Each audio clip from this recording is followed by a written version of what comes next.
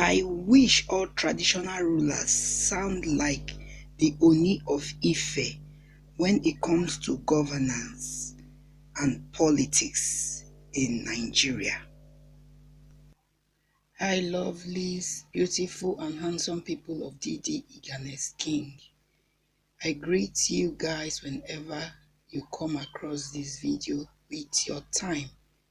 In today's video, I will be talking about His Royal Highness Alfred Papa Priye DTSP.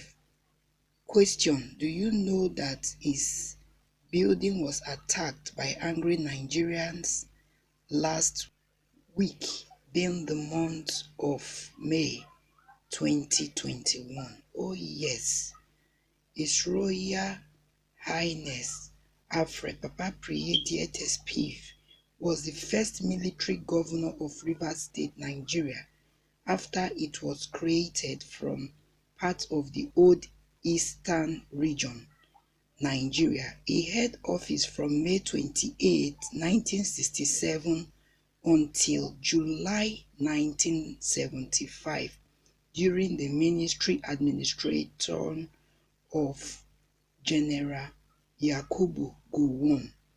He was also a member of the Supreme Military Council. His Royal Highness Alfred DTSP is an Ijaw from Bayelsa State, and he is the Amanyanabo, which means king of the Twambras, Bayelsa State. He was born on 30th July 1942. He was educated at St. Joseph College, Western Cameroon, and Britannia Royal Navy College, Dartmouth, England. He joined the Nigerian Navy and was commissioned ship's diving officer in 1964 when appointed military governor of Rivers State in 1967. He was a naval lieutenant commander at the age 25. Okay guys, so this is a little biography of His Royal Highness King Alfred DTSP, whose house was attacked by angry Nigerians of late. Okay, so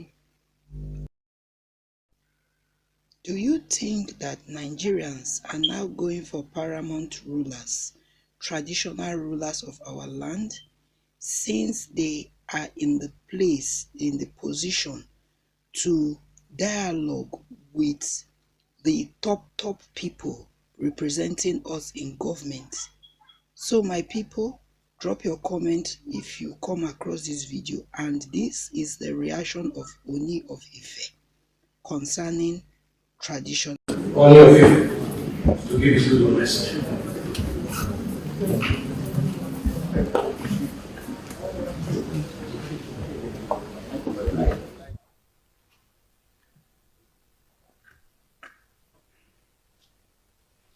We don't have any other place. The nation belongs to all of us. We're here talking.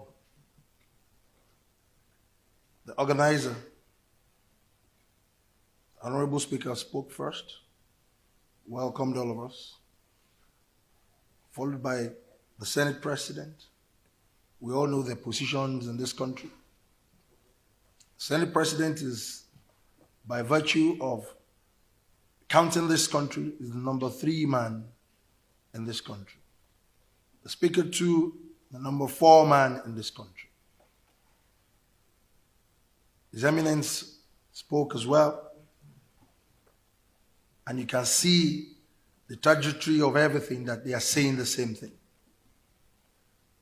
The gatekeepers of their nation are here, the service chiefs. And if you look at this all, on the average, the age of each and every one of us here is between the bracket of 50 and about 60, early 60s. And anybody can challenge me if I'm wrong. Our dear country that has brought all of us together here, the youngest serving governor is only 46 years old. And we all know the demography of this country. The demography of this country is above 50, all the way to age of dependency is less than 30%. But between the age of 18 to under 40, we have them in numbers of more than 70%. And we're talking about security here.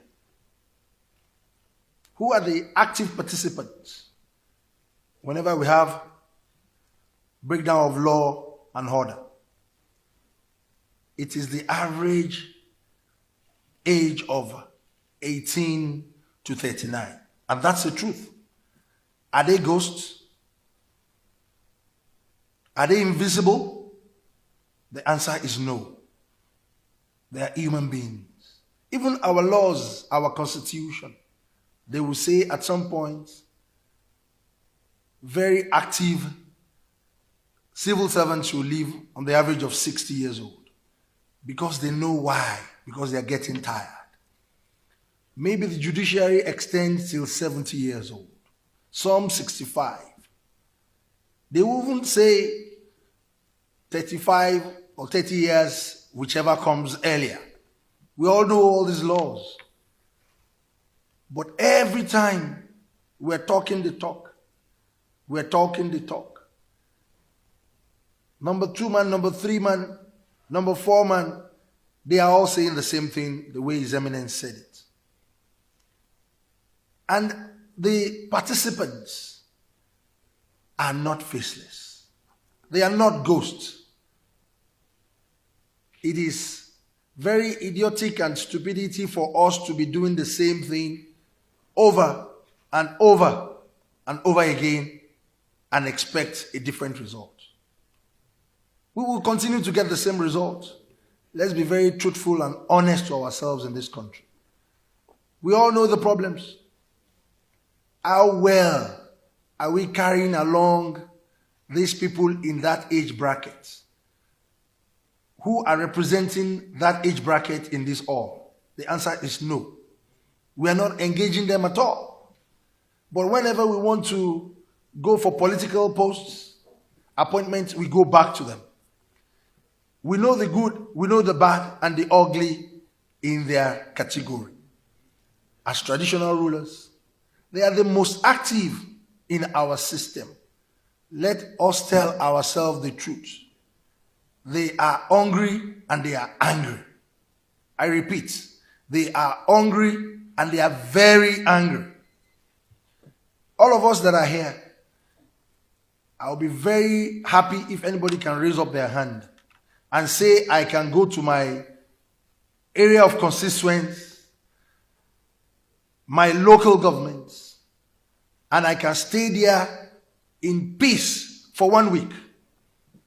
Who can do it here? Including our gatekeepers. Who can do it here? Including the Senate President, including the Speaker. But you left the traditional rulers. You left district heads, the Baales, to continue to stay there. And you are saying all will be well in this country. We are the ones facing these youths. We know their problems. And we have been talking every time. You sit in beautiful offices and you all think all will be well. Let us be very truthful in this country. Look at this beautiful building. As beautiful as this building is, if the foundation is wrong, the entire building will collapse because the foundation has a problem. In this gathering, the Senate President mentioned the key factor, the collapse of local government. It has collapsed. Let's be very truthful to ourselves. It has completely collapsed because that's the only arm of government that is, number one, the foundation of this country. You don't have any other foundation. We are only building on a castle that has been completely broken down. That is the foundation that will gather the most active age bracket for you in this country. You say we have 774 local governments and several wards. Where do we have the wards being put together? It's under the local government constituency. They are underfunded. You don't even reference them for anything. You don't even care about their administration. Where did we get it wrong in this country? We all have faults. All of us here. If we keep talking every time, we will not get any result. It's getting worse. They are getting more emboldened. They are now very bold and they are ready to face anybody because they are hungry and they are angry. Let us change our strategy. Let us change our style. You leave this age bracket. If there will be a problem, you will give them guns to start to move around. You will never see anybody above our age in our comfort zone here that is really ready to face the music. It's very important for all of us to know that we are not all safe. We are not safe at all. Let us engage a lot of youth organizations that are very relevant, that understands the local government administration, the governance within every district, every category of the localization of this country. Is very important for us, and continue to engage them in every program we do in this country. You have neglected that category completely. The whole we are right now, you have neglected them because they are not represented here. They are not at all. So what are we going to come out here to talk about? And that is our foundation. It is our foundation. We should be very serious in this country now. We should talk very seriously. This issue of security, this national security, is not the problem of the service chiefs. It's not the problem of the lawmakers. It's not the problem of the executive arm of government. It's the problem of all of us. How many of this active population that are under you that you are taking care of?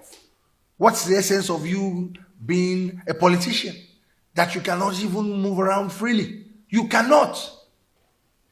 Nobody. Do you think Abuja is only Nigeria? Or Lagos is only Nigeria? 36 states of this country. Some people are there, you left them, you abandoned them, and you are making laws and you are administering. What are you administering?